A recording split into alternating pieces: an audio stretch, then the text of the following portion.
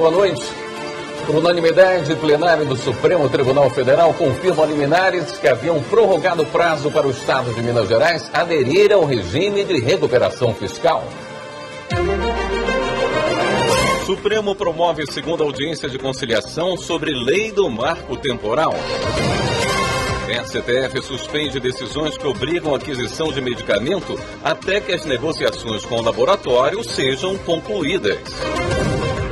Polícias judiciais de todo o país passam por treinamento para atender com segurança pessoas com transtorno do espectro autista. Justiça de Mato Grosso suspende lei que determinava a destruição de máquinas apreendidas em crimes ambientais. E ainda, no Dia Nacional do Voluntariado, você vai conhecer uma iniciativa de Minas Gerais que une comunidade e judiciário em prol da população em situação de vulnerabilidade.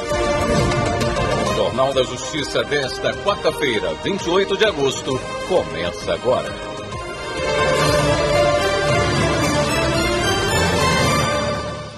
O Supremo Tribunal Federal suspendeu decisões judiciais que autorizavam a compra de um medicamento de 15 milhões de reais usado contra a distrofia muscular rara.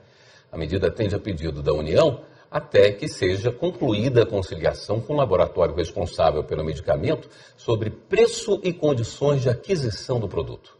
Evelyn Araújo tem as informações. A decisão foi tomada pelo ministro Gilmar Mendes. A suspensão não atinge liminares em favor de crianças que estão prestes a completar 7 anos, que poderiam ser prejudicadas pela não aplicação imediata do medicamento. Agora, o caso vai a referendo pela segunda turma do Supremo. Segundo a Anvisa, a distrofia de Duchenne é uma condição rara e grave, sem alternativas terapêuticas eficazes. Ela afeta aproximadamente 1 em cada 100 mil crianças no Brasil. Os sintomas clínicos geralmente só se tornam evidentes na infância precoce, com uma idade média de diagnóstico por volta dos 5 anos. No pedido ao Supremo, o governo federal apontou 55 ações judiciais que tratam do caso. Em 13 delas, a Justiça autorizou o fornecimento do medicamento pelo Ministério da Saúde, mas 11 ordens ainda não foram cumpridas. De acordo com a União, o cumprimento dessas decisões vai trazer impacto de mais de 250 milhões de reais aos cofres públicos. Caso todas as ações sejam acolhidas, o Sistema Único de Saúde pode ser impactado em 1,5 bilhão de reais. O ministro Gilmar Mendes destaca que a decisão não tem o objetivo de revogar as liminares concedidas, apenas suspendê-las até a conclusão das negociações com o laboratório, o que poderá beneficiar não apenas os autores das ações em andamento, mas todas as crianças que têm a distrofia muscular de Duchenne. O Supremo confirmou a decisão da Justiça do Paraná, que autorizou o Ministério Público do Estado a usar informações do COAF, Conselho de Controle de Atividades Financeiras, para oferecer denúncia contra uma organização que faz o chamado esquema de pirâmide. Na investigação inicial, o Ministério Público pediu as informações diretamente ao COAF e a defesa dos envolvidos recorreu à Justiça com o argumento de que não houve autorização judicial para acesso aos dados. Os ministros do STF aplicaram o entendimento, com repercussão geral, de que o pedido de compartilhamento de informações bancárias e fiscais pode ser feito diretamente pelo Ministério Público, sem necessidade de autorização da Justiça. Por unanimidade, o plenário virtual do Supremo declarou que é válida a contratação de, no mínimo, 5% de empregados com mais de 40 anos na administração pública do Distrito Federal. Mas isso deve ser estendido às chefias de família, sejam elas individuais ou conjuntas, masculinas ou femininas. Os detalhes com o repórter Pablo Lemos. O caso diz respeito a uma ação do governo do Distrito Federal contra uma lei local de 2008. A norma obriga a manter no quadro de empregados públicos e terceirizados um mínimo de 5% de pessoas com mais de 40 anos. O governo do DF alega que o legislador não apenas invadiu a competência, mas também se apropriou de uma iniciativa do Executivo para dispor sobre o regime jurídico de servidores públicos. Já o relator, ministro Edson Fachin, entendeu que o caso trata de política pública de pleno emprego.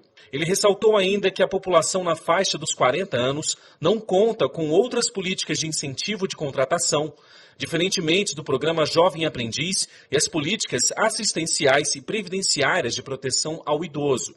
O ministro destacou que é necessário interpretar o caso conforme a Constituição, para que a referência chefe de família, prevista na lei distrital, seja substituída por chefia de família, não importando se é individual ou conjunta, masculina ou feminina. A mudança de expressão na lei do Distrito Federal incluiu uma gama de pessoas que formam as chefias de família, sejam homens ou mulheres. Segundo o relator, a decisão nesse sentido não causa qualquer prejuízo de contratação para as demais faixas etárias. Fachin ressaltou que as porcentagens fixadas de 5% para o quadro de empregados públicos e também de 10% para as contratações terceirizadas se mostram de acordo com a lei distrital. Ele acrescentou que isso garante que a ação afirmativa não tenha reflexos negativos sobre outros grupos de trabalhadores. Policiais judiciais estão passando por um treinamento para atender com mais segurança pessoas com transtorno do espectro autista. A primeira edição do curso Polícia Judicial Amiga dos Autistas começou hoje em Brasília. Repórter Carolina Chaves acompanhou.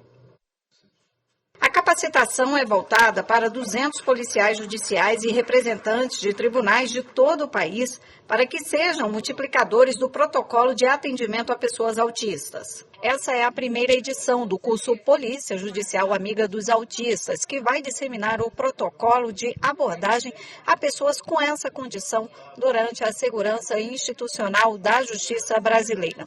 O regulamento foi lançado em abril aqui no CNJ, com o objetivo de garantir uma ação dos mais de 6 mil policiais judiciais, considerando a condição do espectro autista. A pessoa autista, ela tem algumas estereotipias e dificuldades neurosensoriais. Isso é comum ao espectro autismo, né?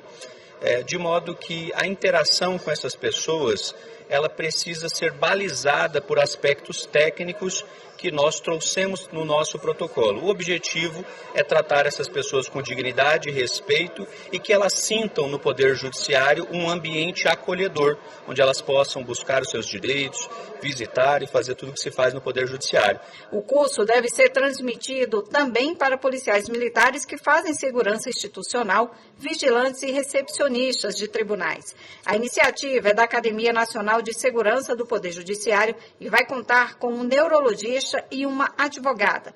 Para Orlando, que é policial judicial há 35 anos e já enfrentou diversas situações, estar preparado para lidar com um atendimento direcionado melhora o suporte oferecido à população. A gente, enquanto cidadão e servidor público, a gente tem que estar sempre preparado para atender da melhor forma possível qualquer cidadão, né?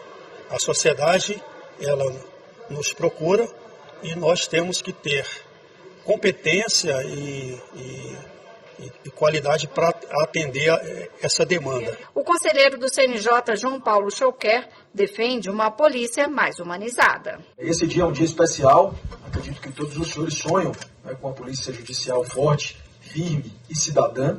A gente não consegue progredir sem capacitar, então a gente precisa treinar, precisa operar e, obviamente, estar capacitado. Os senhores se reafirmam, né, como uma polícia forte e uma polícia humana. É isso que a sociedade brasileira espera das forças policiais. O secretário de Segurança do Supremo Tribunal Federal e Policial, Marcelo Schettini, defende que a Polícia Judicial esteja alinhada às demandas da sociedade. Eu percebo claramente uma preocupação com capacitação, e não aquela capacitação tradicional das polícias que a gente tem anterior, aquele core, armamento e tiro, defesa pessoal, direção, coisas desse gênero, gerenciamento de crise.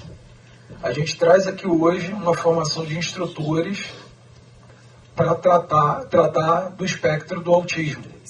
Isso é sensacional, que vai mostrando o quanto a nossa ethos, desde a origem ali, ela começa a se preocupar com problemas atuais e que muitas vezes não era dada a devida atenção. A seguir, TSE confirma a cassação de vereadores do interior de São Paulo por fraude à cota de gênero nas eleições de 2020. A gente fala também sobre a operação da Polícia Federal para desarticular uma organização que pratica crimes contra o sistema financeiro por meio de bancos digitais não autorizados pelo Banco Central. Voltamos já.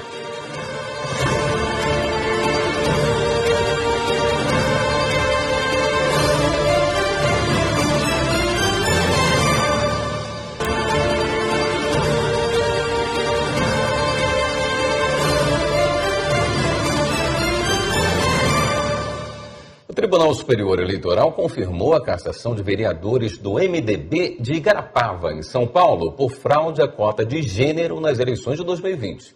Os ministros do TSE negaram um recurso da legenda que pretendia suspender a decisão. As informações com Evelyn Araújo. Segundo o processo analisado pelos ministros nas eleições de 2020, o MDB usou 2 candidatas laranjas para fraudar o repasse de recursos do fundo eleitoral estabelecido pela cota de gênero. As candidatas não fizeram campanha e apresentaram prestações de contas idênticas no valor de R$ 195.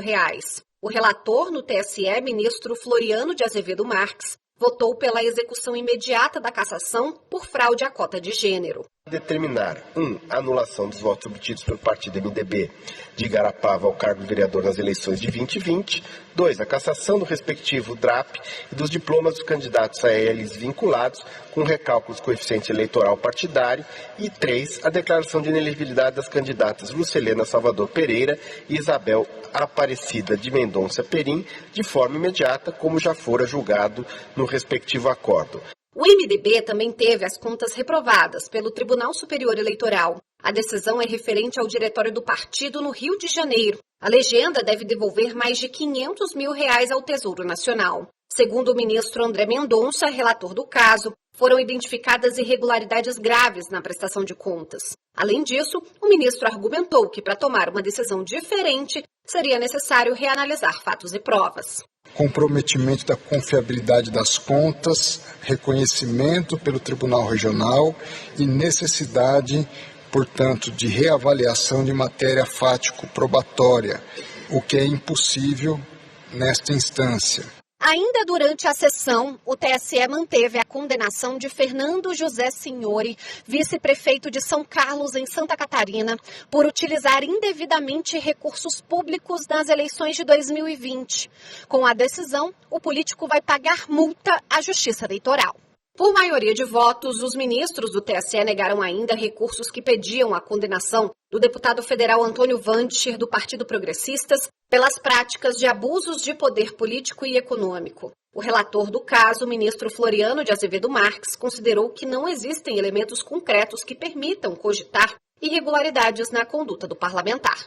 A legislação, insisto, não estabelece limites e obrigações formais para dispêndios eleitorais e não limita os gastos propriamente com esse tipo de dispêndio. Nesse particular, não cabe a essa Corte determinar qual é a alocação de recursos que os candidatos e partidos devem fazer para além dos limites já estabelecidos na lei e nas resoluções eleitorais.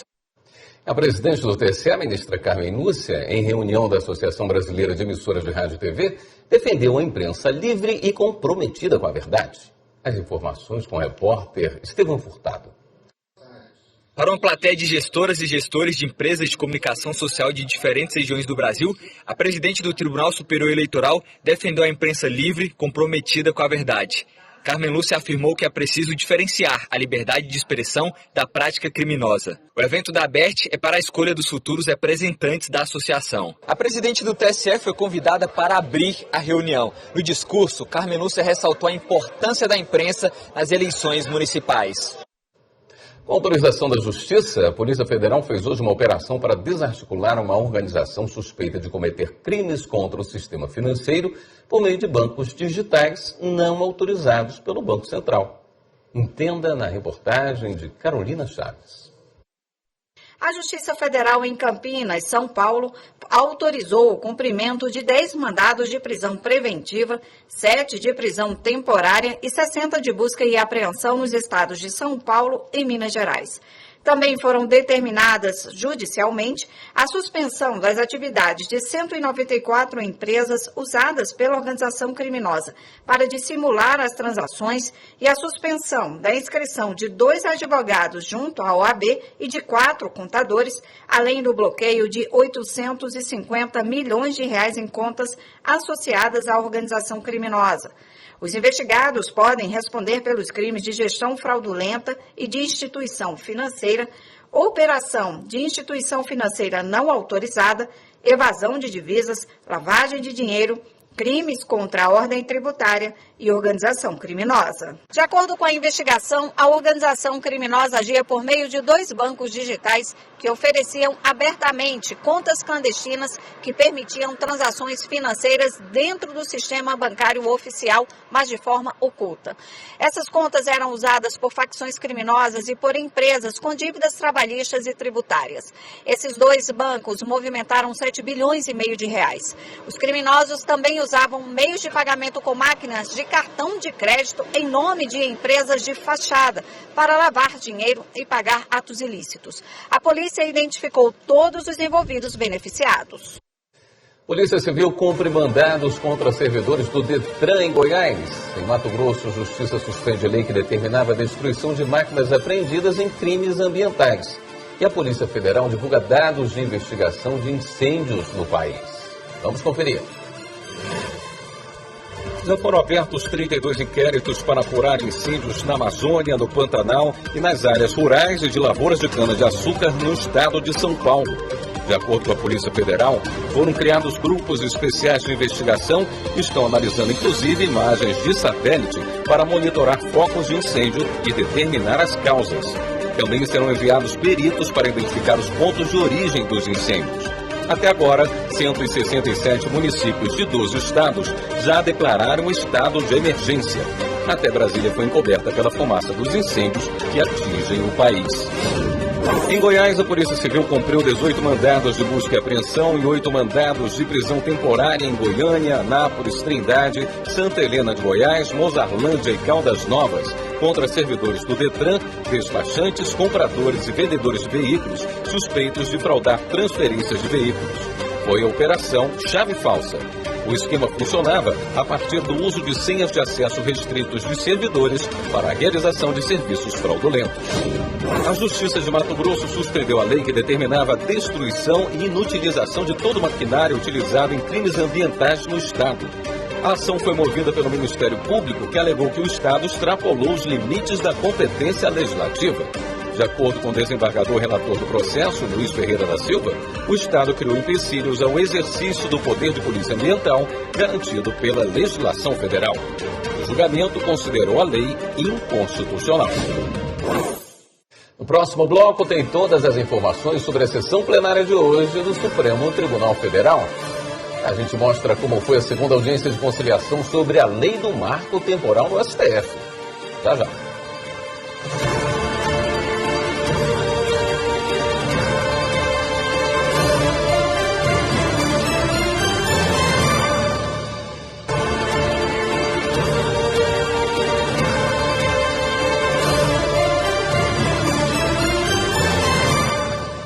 O plenário do Supremo Tribunal Federal referendou a prorrogação de prazo para que Minas Gerais faça adesão ao regime de recuperação fiscal. O Estado também enviou ao STF pedido de homologação de um acordo firmado com a União, que será analisado pelo relator do processo. Repórter Marta Ferreira tem as informações. Os pedidos de prorrogação foram feitos pelo governador de Minas Gerais, Romeu Zema, e pelo presidente da Assembleia Legislativa. Atualmente, a dívida do Estado com a União gira em torno de 165 bilhões de reais. E para ajustar as contas, uma alternativa é a adesão ao regime de recuperação fiscal. O ministro Nunes Marques, relator do caso, atendeu ao pedido e a decisão liminar foi levada para análise do plenário.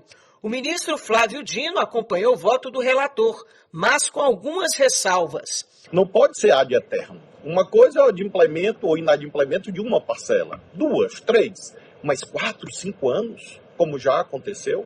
O ministro Gilmar Mendes também fez observações, já que o Estado está há 9 anos sem pagar a dívida com a União. Senão, essas liminares com suas prorrogações gera um tipo de soma de felicidade à unidade federada num jogo de esperteza ou de falsa esperteza, de falta de lealdade federativa, diga-se de passagem, sem que ele tenha a responsabilidade, mas que a União fica assumindo. E se a União assume, todos nós assumimos. No mesmo sentido, se manifestou o ministro André Mendonça. O fato é que o tempo que o Estado de Minas leva sem pagar qualquer substância, qualquer aporte à União, gera para o próprio Estado uma acumulação de problemas, porque a dívida só aumenta. Também na sessão foi informado que o Estado de Minas Gerais enviou ao Supremo pedido de homologação de acordo firmado com a União, estabelecendo o pagamento das parcelas da dívida fiscal. Esse pedido de homologação vai ser analisado pelo relator do processo, o ministro Nunes Marques. E o Supremo Tribunal Federal fez a segunda audiência de conciliação para tratar das 5 ações na Corte que discutem se a lei do marco temporal para a demarcação de terras indígenas é constitucional. A repórter Viviane Novaes acompanhou. A audiência reuniu representantes dos 3 poderes de comunidades indígenas, procuradores dos estados, deputados federais e senadores, representantes da sociedade civil e dos municípios. O encontro busca uma solução de consenso sobre medidas e propostas para que os ministros da Suprema Corte julguem 5 ações que discutem a Lei 14.701 de 2023. Esta lei restabeleceu o marco temporal para a demarcação de terras indígenas. Segundo esse marco, os povos indígenas só têm direito às áreas que ocupavam ou já disputavam na data da promulgação da Constituição de 1988. Mas 3 meses antes da publicação da Lei do Marco Temporal, o STF decidiu que a data não pode ser usada para definir a ocupação tradicional da terra pelas comunidades indígenas. No Supremo, uma ação pede que o STF declare a constitucionalidade da lei e 4 ações, por outro lado, questionam a validade do texto. Todas estão sob a relatoria do ministro Gilmar Mendes. As audiências de conciliação devem ocorrer até 18 de dezembro. No Dia Nacional do Voluntariado, comemorado hoje, vamos conhecer uma iniciativa de Belo Horizonte que une comunidade e judiciário em prol da população em situação de vulnerabilidade. A reportagem de Cid Marcos. A equipe que se ajuda é formada por cerca de 40 voluntárias e voluntários. O nome do time está na camisa, Projeto Bartimeu. O técnico é ele, o padre Gilson, que idealizou todo este trabalho. Em resumo, a missão é levar pessoas em situação de rua ao pódio da humanidade. Mais leve e mais bonito de se ver. Um reflexo que... Só aviso para ação. Olha isso aqui, limão fresquinho, de ótima qualidade. Limão que vem muitas vezes de sacolões e também da Ceasa, assim como abóboras, banana, mamão. Tudo isso é colocado aqui em cima dessa mesa como se fosse mesmo uma feirinha. Aí moradores da região vêm aqui e compram mais barato. Isso para poder ajudar, olha, lá no fundo. O que não é vendido lá, vem para cá, para essa mesa solidária, onde é feito um almoço caprichado. Nós não pagamos aluguel aqui. Aqui a gente só paga o IPTU, água e luz, né? E o que a gente usa. Já tem 3 anos e meio que nós estamos neste lugar. Hoje com uma média de quase 2.000 marmitas por semana. Enquanto o almoço não fica pronto, as pessoas em situação de rua tomam café e se aliviam. Ganham toalhas e roupas para tomar banho. Jonathan foi um dos primeiros, digamos, nesta disputa sadia. Banhozinho, gostosinho, porque banho gostoso de tomar. Graças a Deus, tudo abençoadíssimo. Amém. As roupas doadas vêm deste bazar montado no local. O que não é doado é vendido. É como se fosse o patrocínio da equipe. Vende e aí vai virar tempero, vai virar o gás que a gente compra, a água, a luz. Vira também uma equipe ainda maior. O núcleo de voluntariado do TJMG também entra neste ranking de apoio.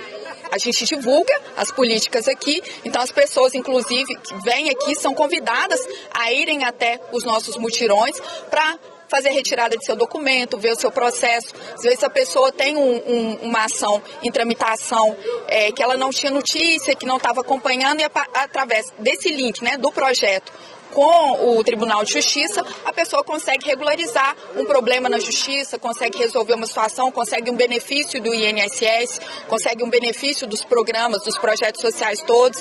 Então é muito importante essa união do projeto e do Tribunal de Justiça, né? É uma corrente do bem, cada um colaborando com aquilo que tem. Depois do almoço, já no final da tarde, o time Bartimeu ajeita outras marmitas. A equipe segue para o centro da cidade. A Adriene valoriza o trabalho da equipe Bartimeu TJMG. É campeã, nota 10, tá? Medalha de ouro. De ouro.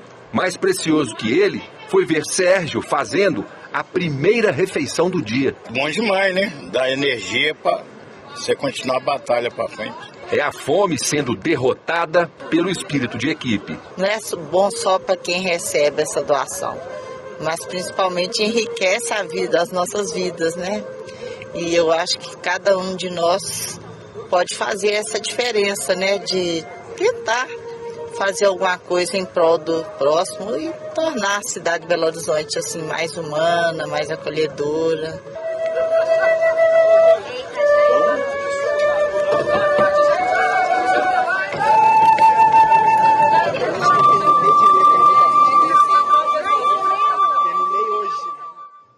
Esta edição do Jornal da Justiça fica por aqui.